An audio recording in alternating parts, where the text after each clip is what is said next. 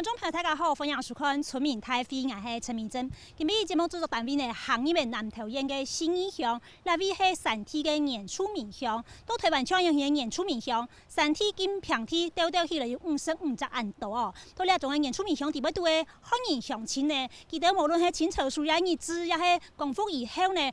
响应政府的政策，上山来开放，来为上经落单的呢，记得都无土地的所有权哦，係用票用的方式来讲中的。韩国那种票用係有期限的啦，大概到1月的时间呢，再来接水来检验，看看记得係咪有非法占用、非法使用的情况。假使係有嘅发生查获犯体，甚至係讲了无处理嘛，而来高经济嗰种嘅。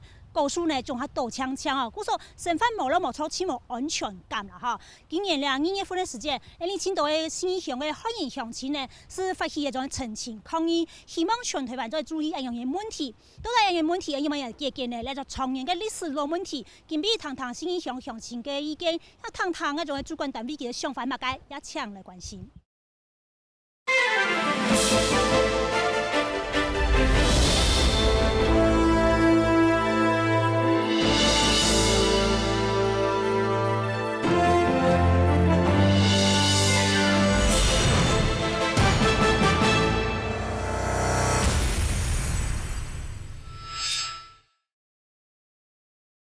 好，以下節目鏡頭來到呢個新義鄉嘅種新義社區嘅就發通中心面頭前啦。其實到新義鄉哈最有名嘅客家莊應該係土石流的原鄉神木村啦哈。其實到新義鄉呢種叫做客家鄉親較多嘅地方，係到愛國自強神木同富鳳橋咧嘅地方，係客家鄉親較多嘅啦哈。有幾多呢？到6500個歡迎嘅地位度呢，有3900個左右係所謂客家鄉親。佢哋來到那邊開山打拿，樂富上見落單嘅時間呢，有到清早從清朝書嘅時間是來，有人喺日本時節嘅時間，而家阿公呀、阿太呀，做嚟做用腦，後來做腦燈呀、做腦裝嘞。響應政府嘅政策嚟上山呢，當然也有青島人喺度民國差不多1960年代嘅時間，嗰陣時政府鼓勵農業上山啊哈，嚟開放嘅也有哈，所以留下係青島嘅歷史嘅。news 故事也留下青島嘅難解嘅難題，今日一邊來討論。馬上歡迎收嘅現場嘅來賓，第一個呢係原住民族委員會土地管理處嘅處長杜張梅莊。杜張處長你好。我是原住民族委員會土地管理處的處長杜張梅莊。魯凱族的名字叫阿拉六沙寶馬拉嫩啊。好，謝謝我們的杜張處長。稍後歡迎收嘅係台灣山體鄉平體人民權利促進會嘅會長吳天佑吳會長。大家好，我是吳天佑。是台灣平權會的總會長吳天佑啊。好，謝謝。稍等為介紹嘅個後生嘅律師，但是佢針對呢種嘅所謂原住民鄉嘅歡迎嘅工作嘅權益，佢做過詳細嘅田野調查呀，發表嘅論文係張博忠張律師你好。主持人杜張處長，然後我們吳會長以及所有來賓，大家好。好。其實到清朝雍正嘅時節，是屬於反太族啊，歡迎做對那種嘅，嗰樣是講反嘅啦，嚟辟體族用嚟講，嗰樣是太族，一太族係500甲哈，所以從雍正時期嘅反太族，一直到民國36年嘅時節，嗰樣是做對日本人所留下來嘅重要巡視林野，差唔多25萬公頃。嗰樣是台灣省政府來當天做係山體保留地，一直到今呢，到79年有一種嘅管理辦法，行政院定出來以後呢，佢主要係保障原住民嘅權益，安定原住民嘅生活，發展原住民嘅經濟，特別係劃有國有土地俾原住民來使用，所以佢係公有地哦，係嘛嚇，佢係國有土地嘛。有政治韓國經濟上嘅特殊嘅目的，韓國嘅用途，所以佢落其他公有土地嘅性質係冇相樣嘅嗬。今年2月份嘅時節，呢個新義鄉嘅鄉親行上街頭去鄉公所嚟陳情抗議，佢哋要求係乜嘅？先嚟看新聞鏡片要嘅。607年2月26，差唔多600個新義鄉嘅農民喺新義鄉公所頭前來縫布條抗議。有人講6歲8年前都已經到新義鄉開墾，上進至南投縣原住民局6年前發函部鄉公所，將原住民保留地相關業務標準作業詳細，規範原住民保留地嘅土地使用，促成大部分唔係原住民使用農民無法透過繼續租用。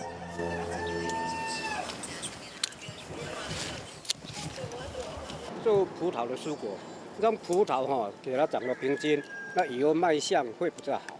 种喺种葡萄嘅黄水富都算到田方上列准备新嘅产季，但是还系要受自家带嘅屋，甚至唔合乎农牧用地嘅规范，唔但抢市唔得涉足，还部向公所要求1年内拆屋完体。现在保留地，我们的平地人进来住的，可能都会没有地。因为没有地，当然是没有家。那没有家，那时候也就没有权利，没有权利就可能就会被赶出去了吧。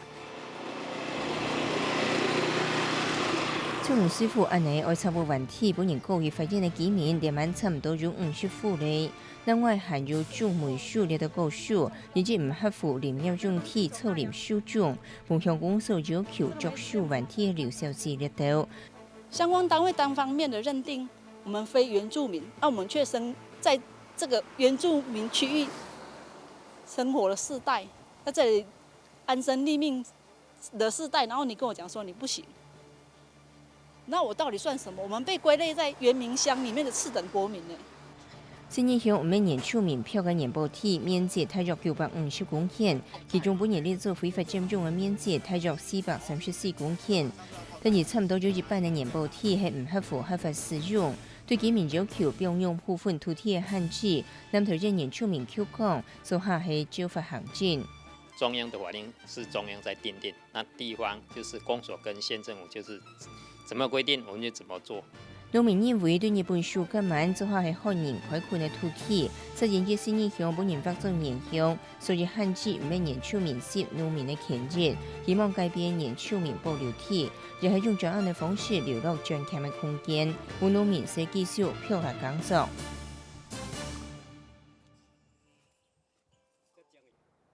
好，我们刚刚其实前面有介绍到说，在清朝雍正时候就所谓的番大租了，所以这个时候呢，我们看到新义乡呢，总共有950公顷呢是原住民的保留地，那被租用，然后那总共有2241笔哦，那被列为非法占用使用的呢有434公顷啊，那陆陆续续因为这个租约是跟乡公所签订，每6年换约一次，所以也许大家签约时间不一样，但是6年之内呢，可能近期之内就有1000多笔就要面临换约。要换约的时候，很多乡亲就要担心说，个都在挨票嘅那种土地，杭州的继续票下去嘛，哈，因为看到2年当中执法比较从严了哈，过去好像只要文书作业就好，现在还要按照航照图，还要去现场现勘。好像执法变得比较严厉了。那唔知你客家乡亲，还有你新义乡的乡亲，对啊有咩想法建議嘅冇？好，你嘅睇過。睇以前啲走貨都要16年，家下都嚟到新義鄉。當時呢係強羅維業，老半年呢日本政府轉去了，本國民政府來了。所以講家下呢就揾以開墾嘅土地開墾中心來做成法。該年嘅契用哪幾位揾呢？外嘅部分就都幾年再揾嘅。幾年就會揾咯，你有會少冇？唔會啦，基本上多啲下來因為按當年確實講唔會少就騙人嘅啦，煩到都10歲都唔得。少騙你是錯啦係啊，10歲都唔得營業也生意咩煩惱，梗係就唔掂拉叫我土地我俾收費，帶啲嘅土地入面等佢屋嘅，唔掂拉叫我拆鐵，唔掂我土地拉叫我收費，唔掂，收費了都是那等於我叫他去真是夢想我帶了，但是冇法度，冇乜冇財冇勢冇屋冇天，你下收費了拆鐵，你要帶啲拉。好，你談其他鄉親的意見好冇？好，謝謝。好，看這位大姐是不是？嘿，因為我們從921大地震到現在，也算是一個地震啦哈。因為就聽說，我要去換約了，我6年到了，我已經換約了，但是我換了一年的那個改善期，真的是不行啦。因為你1年你要改善什麼？你要找房子啊，幹嘛？可是我們一生真的住在這裡已經100年了啦。那現在是最嚴重的，就是說大家都人心惶惶的，這就牽涉到說我們的生存耕作什麼都沒有了，真的什麼都沒有了。我们在这里所有全部都归零了。那你叫我们这里的乡亲何去何从？那现在最重要的一点就是说，你到50、60岁你要退休了，你真的什么都没有的，也就会牵涉到那个农会里面的那个农保也没有了哦。再来很严重，就连那棺材本，要自己要埋自己的那棺材本，10、20万也没有了，那怎么办？好，对，是这样子。好，谢谢。好，谢谢。我看还有这位大哥是不是？嘿，我觉得我们政府在制定原住民保留地，还有说后来的这个传统领域的管理办法的时候，应该要尊重我们汉人已经居住在这里几代，甚至有的已经上100年的这个事实在订定这些办法的里面，要保障我们这些非原住民的这个权益。如果说为了要保障原住民，就把我们的权益夺走去给他们，这不是一个负责任的政府应该做的事情。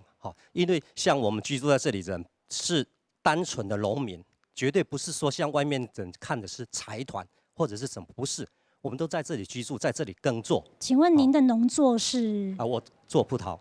好，谢谢。那我想请教一下吴天佑吴会长，就是说，事实上，民国82年到86年之间，台湾各地方的所谓的平权会陆陆续续的成立，最早是在南投嘛，然后台中一路这样子。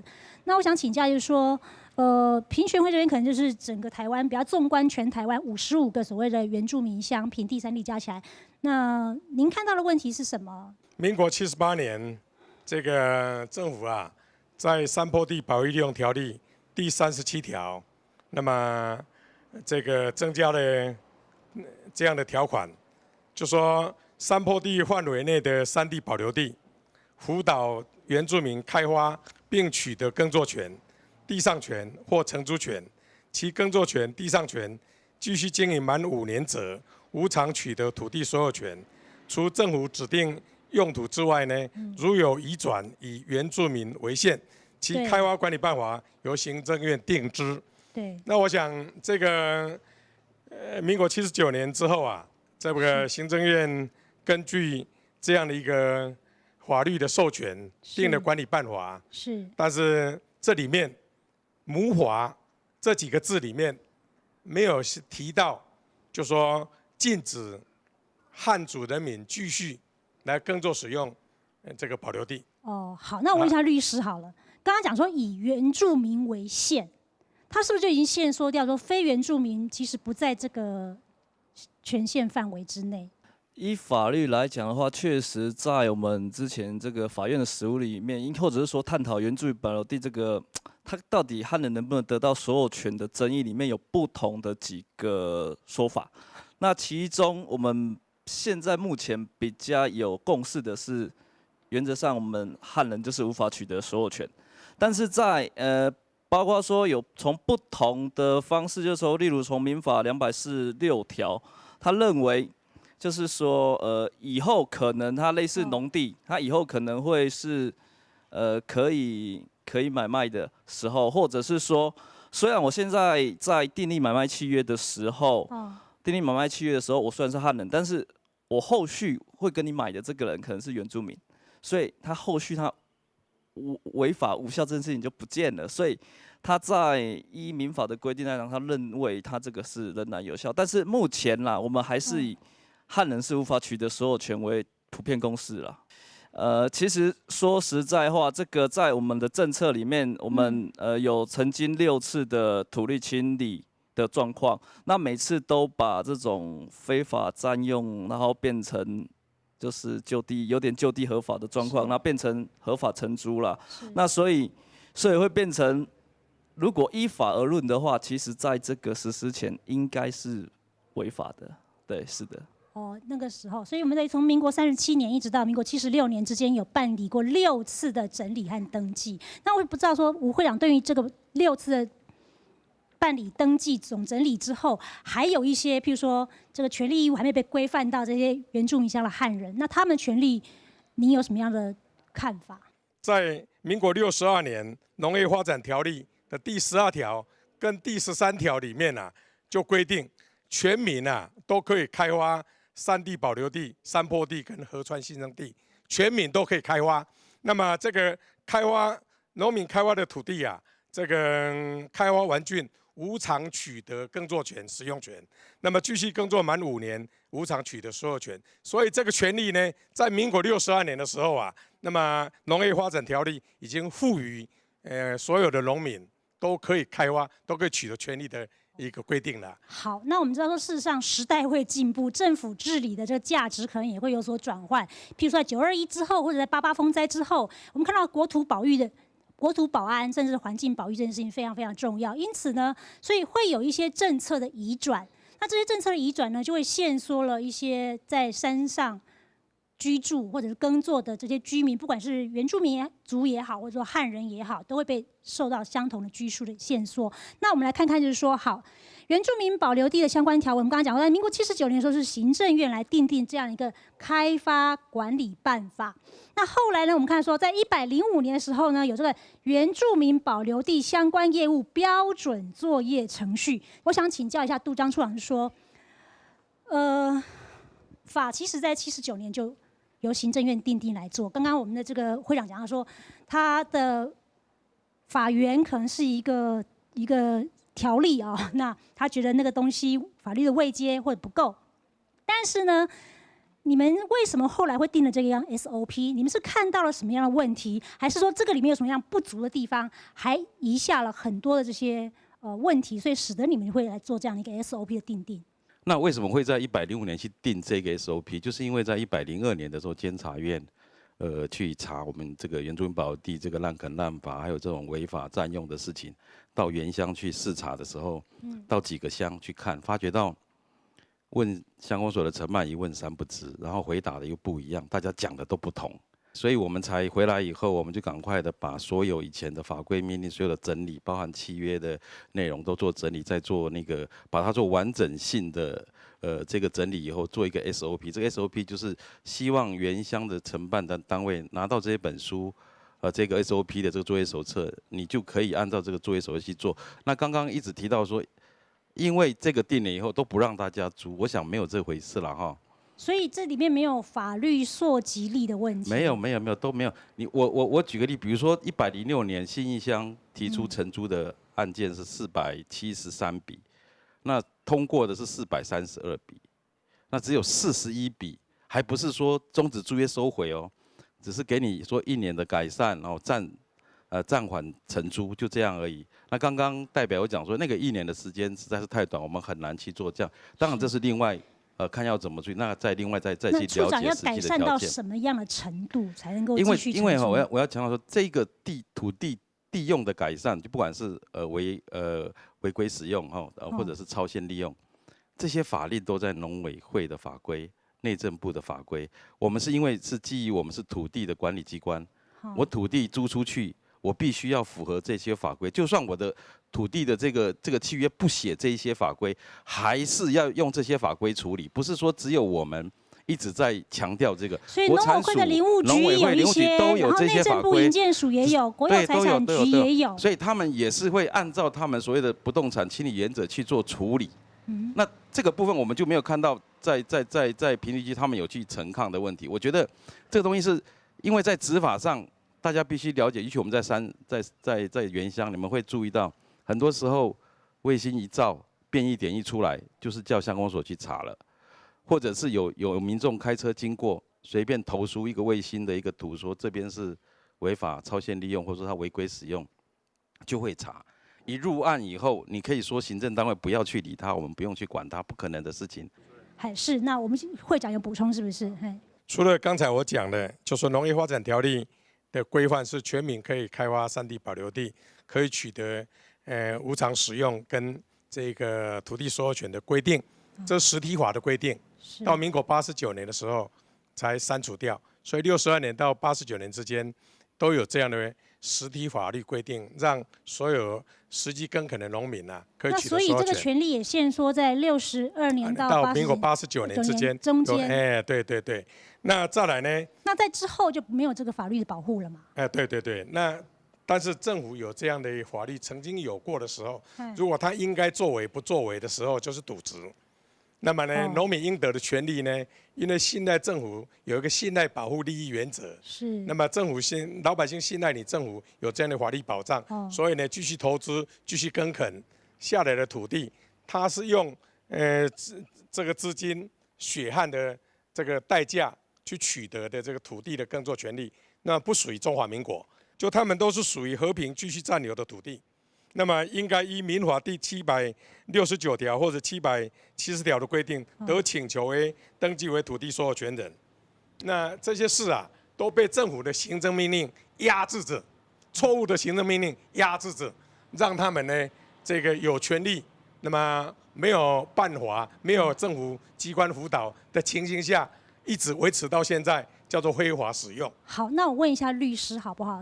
你怎么样看这件事情？到底是政府该负起责任，还是这些乡亲该负起责任？对，是的，没错。政府从最刚开始来，就是我们国民政府来台的时候，它本来是就是比较限制封锁的一个态度，就是原则上我不要让平地人直接就上山。对，以前入山还要办入山证，对，不是说随便可以上进去的。对，然后再经过一段时间之后，开始这经济开始准备。这个政策就采向开发的时候，就一直想尽办法的，我们尽量往山上去发展，然后不管是经济也好，还是说，生活也好，我们就是往山上去开发。那到于比较后期，在其实几年的时候，然后开始发现，我们原住民土地的严重不足，然后开始土地的流失，才开始慢慢再转为保护。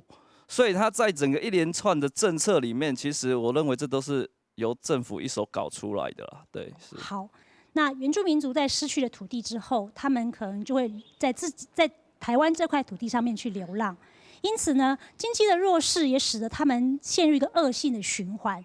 今天不管是这个原住民族也好，或者是说汉人也好，在山上要讨生活，无可避免都要面临所谓的开发。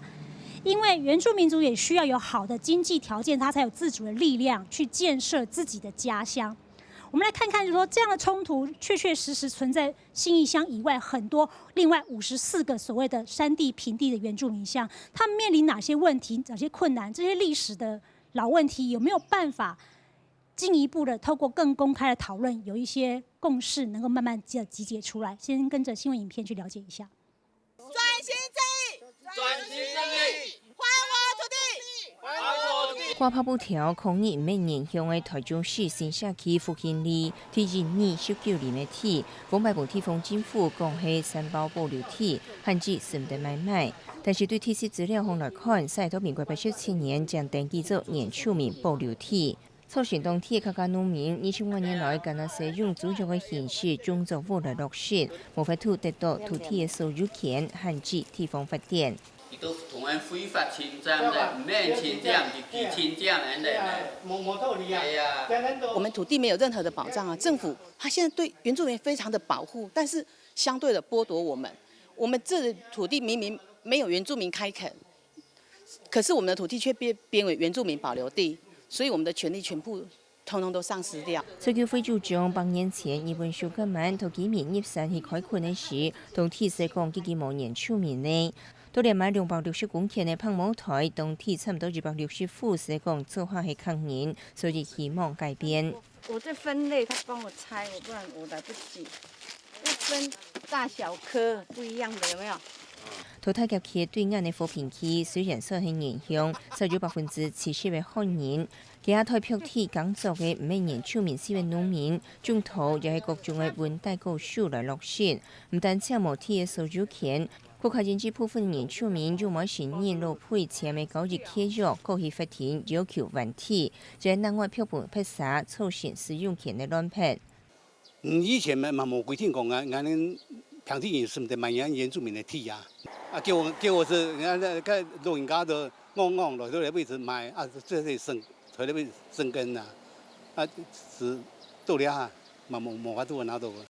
今日迄辈人更高，生果、生土登记个人，所以造成老百姓，尤其咱做农的做70、80岁哦，老人家都不懂，唔识得法条，所以佢当到了来求人的费用了，拜托人。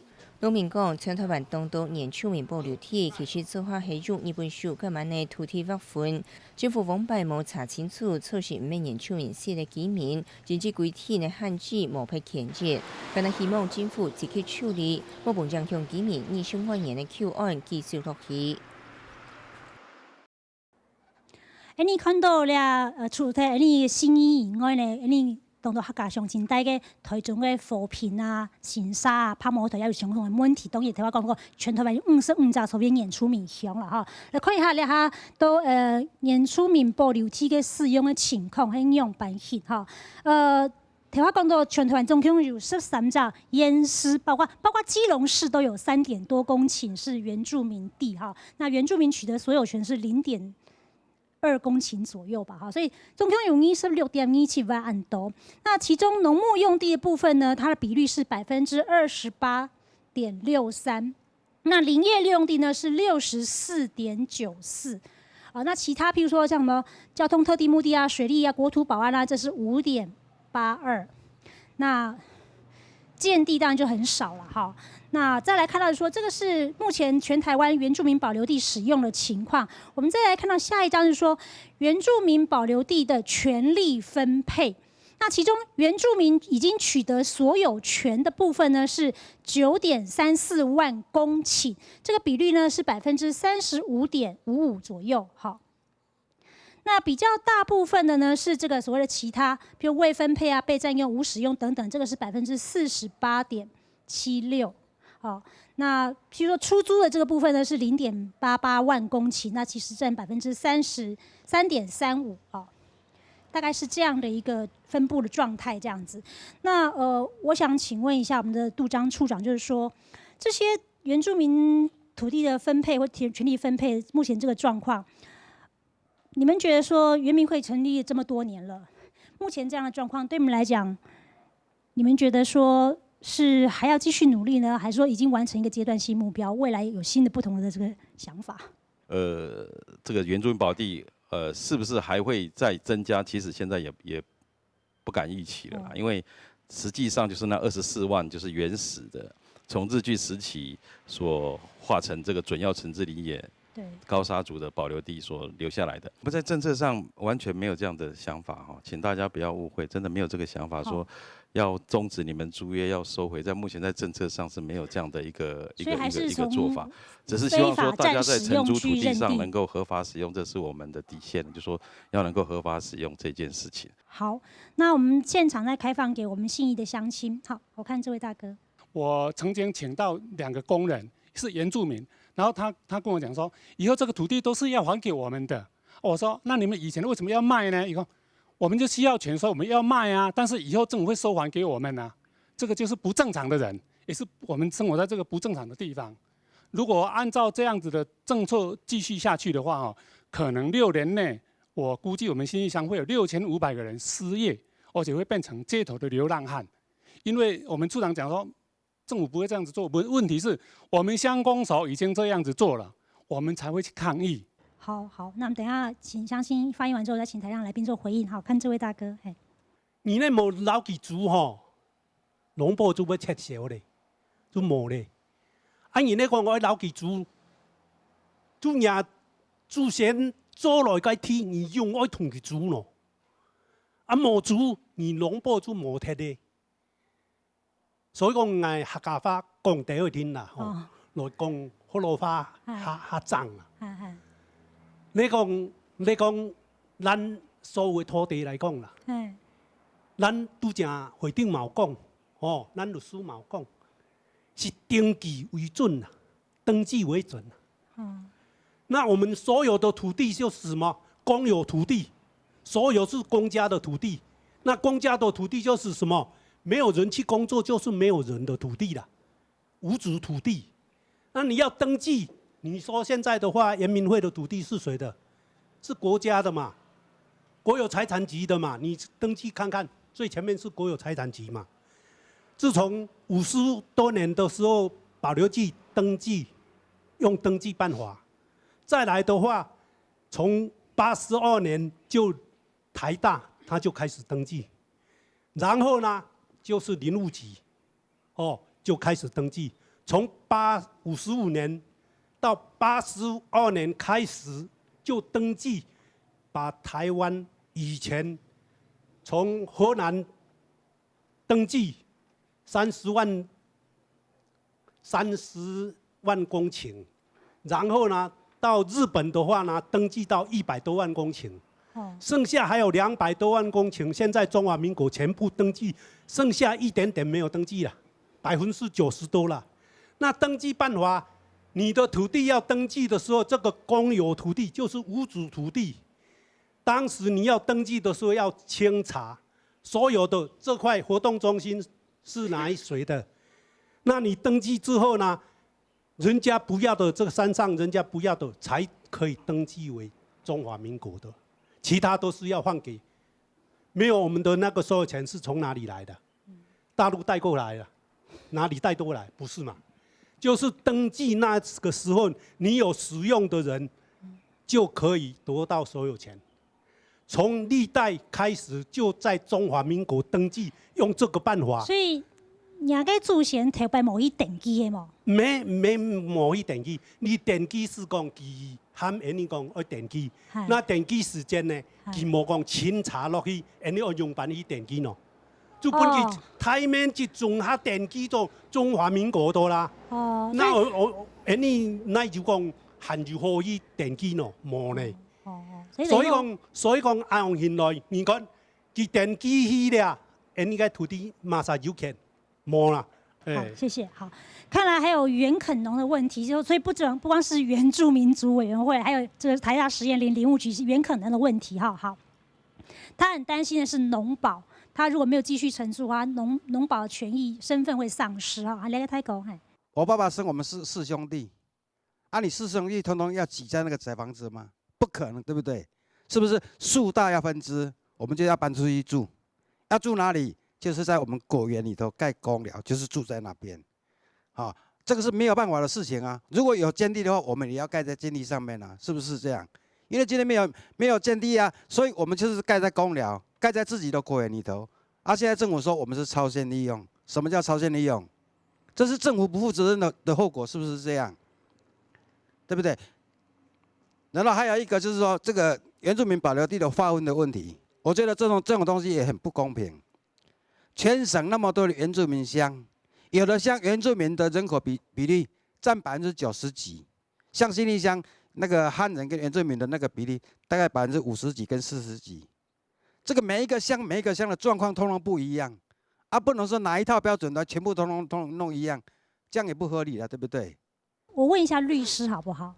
就土地使用的情况可以重新规划，是的，但是土地所有权的问题还是没有解决啊。目前所有权的问题的话，那就我个人的建议啦，就是说，其实就我们很多乡亲都是从日据时代，可能这个祖父辈阿公阿台那一代就在这边了。那就我个人的认知是，如果像这种状况的话，其实我是比较认同解编呐。那解编的意思就是说，把我们原住民保留地拿掉，就回成一般的土地。但是在这一个相关的法令，可能要有政府相关的去研拟。那但是在保护原住民这一块，我们仍然不能忽视，就是说我们解编多少土地，政府就要从它国有、公有或者是所谓的台糖的土地去划多少来还给原住民。那这样一方面保障我们在原住民地区的汉人朋友，那一方面也保障原住民。毕竟所有始作俑者都是政府，那他应该来负这一个责任。对吗？以上谢谢。山地乡的原住民族也许会想要到平地去啊。那要有那种好早给长期关系人的问题，看看给他想法，给他建议是乜嘢？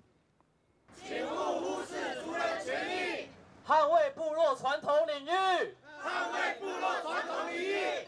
原住民原住民族保留地，民国82年到86年之间，山地乡的南投新义、台中富平、台东太麻里的汉人相采组织，山地乡平地处居民权益促协进会，建成按照平权会，希望解决原住民族保留地的问题。但是因之唔免原住民族的身份，含有土地使用唔合乎用地的规则产生争议，无法度争取地的所有权。是不是可以在法律的尊严跟这个身份的限制、生态保护的这个前提之下来寻求一个出路而不要像现在就是说，好像大家变成管理这样的一个症结绑在那里变成没办法来这个解套。长期探索原住民族来做传统文化复兴的人文空间发展文教基金会董事长钟仁谦认为，往摆为到70年代原住民的玩偶土地运动或个三包保留体，含住后来原住民族成立了后或个原住民保留体，虽然规范原住民族的权益，但是在法规设计的时，三无充实做起人治政策鼓励，上去三方开垦的非原住民族的农民。换句话说，如果这个土地需要收回或者或者是有这个处分的可能的时候，那这个利益要怎么去分割？那这个法规的限制要怎么样的去做一个规范？我觉得这里是不是有一些可以商量的空间？权利并不是绝对，有时候是一个相对的存在了。钟仁谦认为，在环境保护的前提下，遇到土地利用的情形，确实是需要改善。往摆行政权无严调监督，另外若是中日的照法行政的公文，则唔免原住民私人农民来遵守，无留到专欠的空间，咪有可能会造成各个族群之间的唔公平。好，那个怎么样？在依法行政之外，还有个转圜的空间，是不是真的是大家要坐下来好好的谈？还是说我们从民国37年到这个76年之间这么长一段时间，已经办理过好几次这个6次这个总整理或总登记？事实上，政府已经给过很多次机会。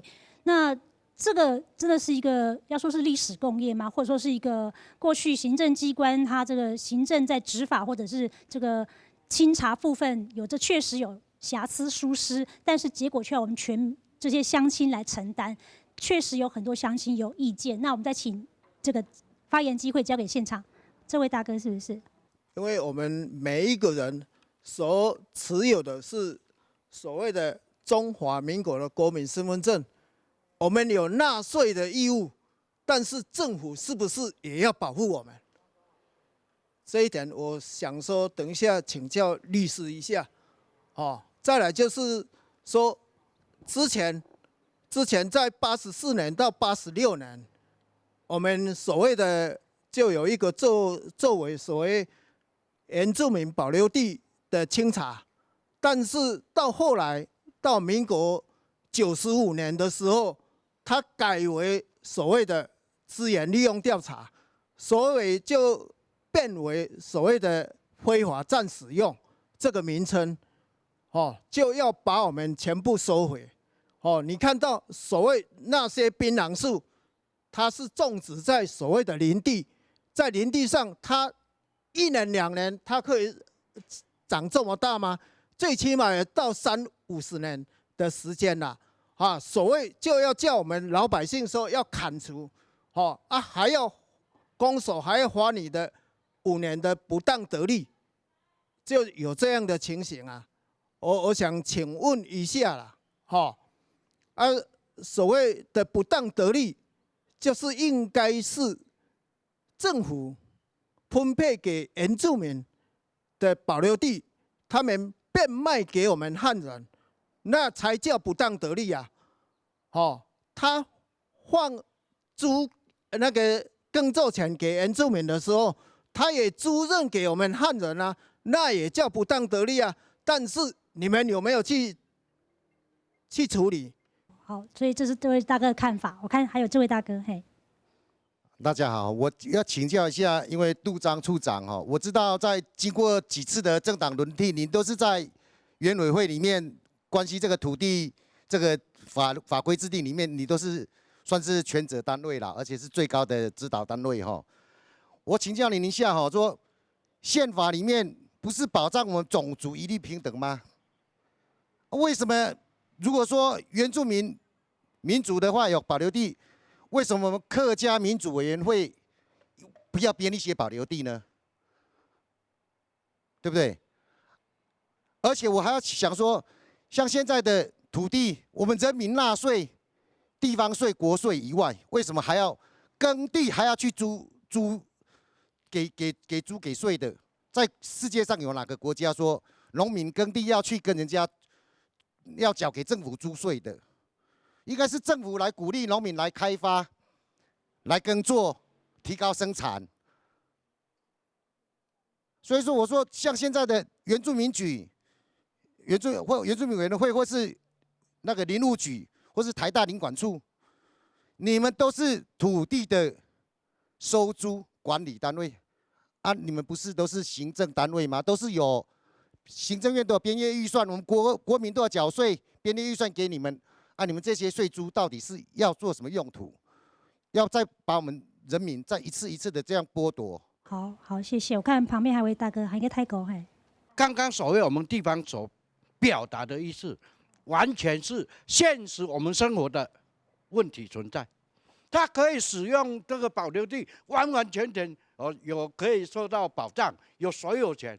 啊，那我们怎么没有？那么目前就是从宽，以前是这个行政工作是从宽，现在要求从严，问题来了，问题就出在这边了。你要从严，以前你没有管理好，这也是行政工作啊，你怎么可以来怪罪我们？所以说我在这边呼吁，我也拜托我们的政府要有这个魄力哈，真的这个时候你要从严来管理，以后之前的一个阶段的怎么处理，处理完以后你要严格来制定怎么来管理，我尊重。好，我呼吁。拜托我们的政府单位，所以要多听听我们这个原住民乡里面非原住民族群的意见，就对。好，谢谢。其实在这个王美玉、李月德跟孙大川3位监委提这个纠正案的文章里面也讲说，其实多年来各县市政府未能善尽责任，详加调查，使得这些原住民保留地出现很多所谓的违规占用啦，或者说让这个原住民族这个签署让渡书啊，或人头买卖这种非法的这种使用情况，这种台面下的这个状况是非常非常的多。那当然呢，原民会也只有用宣导的方式来处理。那事实上，原民会真的是人力不足啦。而且是事涉私人产权，举证也很困难，所以在执行上面确确实实有很多力有未逮之处。那有很多的责难可能都指向原住民族委员会。那但是事实上，这确确实实也是过去有很多行政的施政的一些瑕疵所造成的。我不知道说杜江处长有没有什么样要补充，或者说什么样要来做说明澄清的。刚那个人口划分的部分，就多少人是不是保留地应该划多少？我觉得这里面大家就忽略到一点说。因为原住民保留地从一开始就讲说，它是要保障原住民族的生活跟生存的空间。按照这样的逻辑的话，其实大家都认为说，我只要人口过了，我就应该划多少划。可是大家，我们扪心自问，你现在住的地方，很多原住民他们何去何从？我们都只有站在我们说，我现在就是这样，就包含耕地，说我现在就现耕啊，我为什么要缴租？那你不缴租，为什么是你耕，不是我耕？我也想耕。平地很多人都想要耕作，他也可以来，就是因为你缴了租，你有被确保说这是我在用的，这是在法律上要确保你这一块地谁能够用，大家都认为说啊，我现在就在用，我是在第几代界，可是我们都忽略到一点说原住民多久在这边，我们现在一直讲我的，那他呢？我在这边用，可是我后来都没有了，那我的权益谁要保障？所以这种东西就会牵扯到说。站在人立场是对的，站在他的立场我们也必须考虑。所以这为什么是原民会在处理原住民保留地，其实会从情理法去看一些事情，不是像大家想的法律什么多严格，其实法律没有变过。今天那个承办人他用这个方式去做，我们不能够责难他说你是不对的，可能前面的有代夫职守，你要不要追究那个人？你也可以提国赔，你也可以去提诉愿，说因为那个人当时没有好好的把我房子拆掉，现在造成更大的损失，我要求国赔，也可以提。解编的这个问题，事实上原民会也曾经考虑过，也在想这个问题。但是我们在87年到跟103年做一个专家学者的研究，他们做一些民意的这个访调，几乎75%到80%的原住民是不要的，可能现在土地都不是他的了，但是。在他们的心里面，对这块土地的感情，他不要，所以就原民会来讲，我们可以做这样的决定，说就解编吧。我们事实上是很难。所以你们也做过解编的讨论。解编如果说只是解编你们的部分，你知道面积多少吗？那你们可以再增加。所以这就提到刚刚说，是不是要增加？那个就是一个很大的一个政策，他要去你到底好增加了以后是原住民下去吗？还是各位我们的朋友下去？这又是个问题耶。对不对？所以它一个政策的制定，不是大家想的好像很简单啊，这样就可以，这样就可以。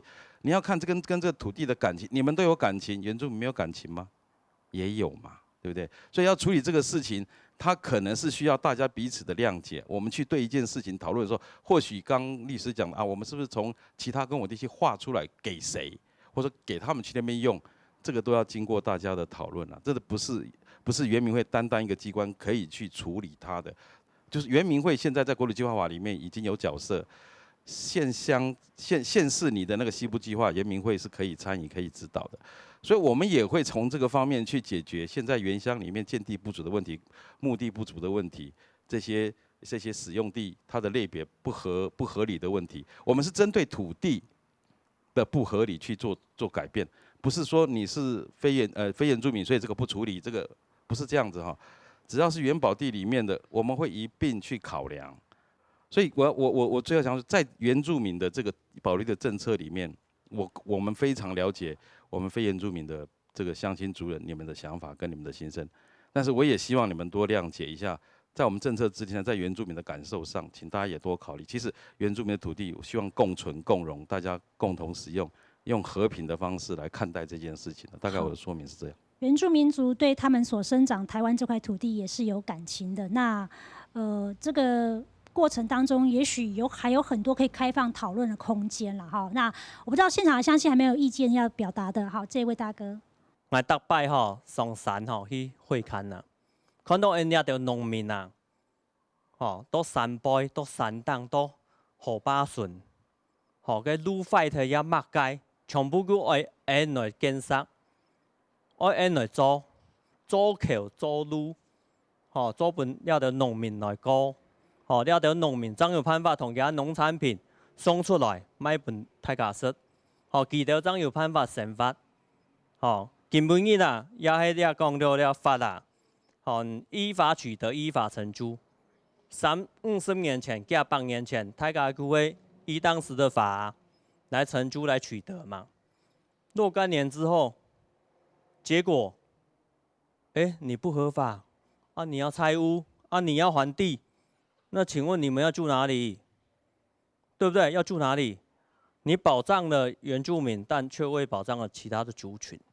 今天我们是一个国家，法治国家，所以总法源母法必须要改变。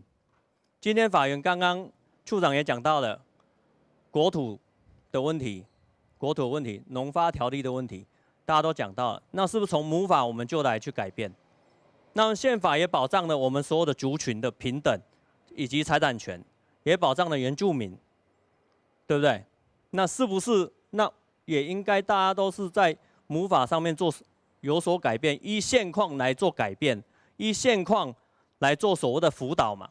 你说我们的农民有违法，那告诉他违法在哪里呀？取得平衡点嘛，不是把他赶走嘛？你再赶，不是台湾海峡就是太平洋啊，相间和太极啊。我们呼吁政府啊，赶快把母法来依现况来做个解决，好，让我们县市政府的公仆这些公务人员能够依法去行政，确实依法去行政。他今天面对我们的居民、我们的乡亲很辛苦，我们乡亲要骂他说：“你为什么不给我承租？为什么不让我续租？为什么叫我拆房子？”他也依法，他也有父母要养，也有孩子要养。那真正的问题出在母法。那我们呼吁政府站出来，下乡来了解实际的需求，以现况来做修法，以现况来符合民众的需求，不要再做办公桌了，做久会中风。好，谢谢。那我们请后面那位大姐，是不是？我们隔壁是水里乡，那我阿公以前祖先大正2年就来住在那边了，土地是我们自己开发的，你们政府把我们变成山地保留地，你们良心何在？什么政府嘛？你要怎么回答？那是我们祖先开的土地，又不是你们给我们的，你们要怎么讲？合法吗？就等于把你们判死刑了啦！你们要怎么回答？好，那谢谢这位大姐哈。好，那我们想请台上的来宾一并做回答跟总结。那杜章处长先开始是吗？那我要跟大家强调说，在原保地，因为原民会是一个管理机关，那我们有权利有责任要去把这块土地管好，我们有责任要执行我们的政策，但是我们也知道有很多继承的事实，以及现在的情况，比如说从37年虽然有管理办法，到47年第一次开始放租的时候，已经开始有特别提到了，就是说他要怎么处理。47年一直到75年是第6次，这里面的清查有很多的乡亲可能都有拿到承租权。如果在这个以前没有拿到的，请你们也拿个别的案件给我，我再跟乡公所那边确认这件事情，我们会再做处理。最后我还是要跟大家一起共勉了哈。我想原住民的土地，大家在这边希望能够用一个共存、共荣、共享，大家能够一个在族群意识上能够尽量降低，能够让大家能够融合。我想以后很多事情在沟通上面，在政策的讨论上，它会有很大的进展啊。这是我最后的一个建议。好，你还有意见是不是？把我们的地划为保留地，把我们的土地划为台大实验林地，把我们划为林务局的地，登记为原则。公有土地就是无主土地，公家的、大家的。那无主土地要登记为中华民国国有财产局来管的时候，就是谁在那边工作的，超过时间够了，他就是主人，他就有私有权，他就有权利。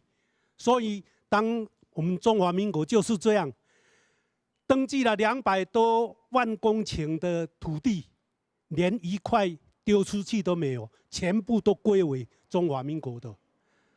日本时代登记，荷兰时代登记的话，到日本时代的话，只有快到200万甲嘛，剩下的200多万甲，现在中华民国都登记了，有没有一块说这个是你做的，这个该给你？还要跟他承租，你讲错啊不错？好，那我看杜章处长要回应是不是？我想这个可能我跟你的想法早期我也是一样，这个想法就说和平，你是和平继续的存有10年就可以怎么样怎么样。我当时也是这样，然后土地以登记为主。其实我那时候还没有到地震的时候，还没有从事，我的想法其实是一样的，就和平占有10年还20年以上，我就可以登记所有了。可是你去看，后来我才了解说，中华民国领域里的土地都是属于全体国民的，所以你现在不管跑到哪里，到海边那个土地突然跑出来，你说你要登记，抱歉，这是已经是中华民国，只是还没有做登记的手续，所以你赶快登记为中华民国管理机关是国有财产署哈，后来你才按照后面的法令看你可不可以租或者是拿到，所以现在你不管找哪一块地就是这样。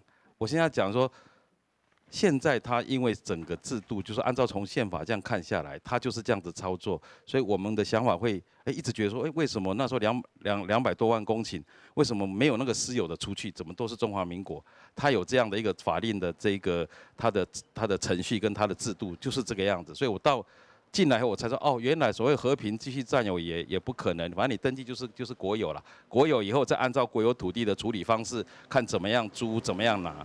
这是后来我才了解说原来是这么回事。我想针对这部分大概做一个我目前知道法令上是一直的制度操作就是这样。谢谢。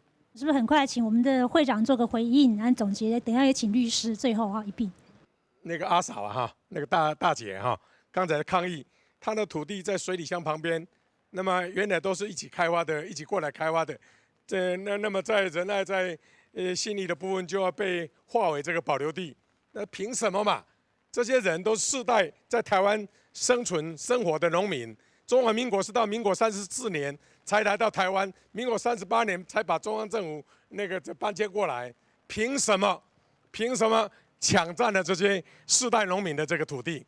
这个是非常不公义、不符合历史公义、不符合宪政法律原则的。所以这个呢，我们农民必须团结起来，敲打政府，把权力拿回来。大家说对不对？好，那最后我们请这个律师。其实，在地权方面，我认为我们还是可能要请我们这个原民会是尽量看是不是有方式是可以去制定这个解编的相关法令啊，大家研拟看看，然后让这个我们原住民地区的我们的汉人同胞有一个退场机制啦。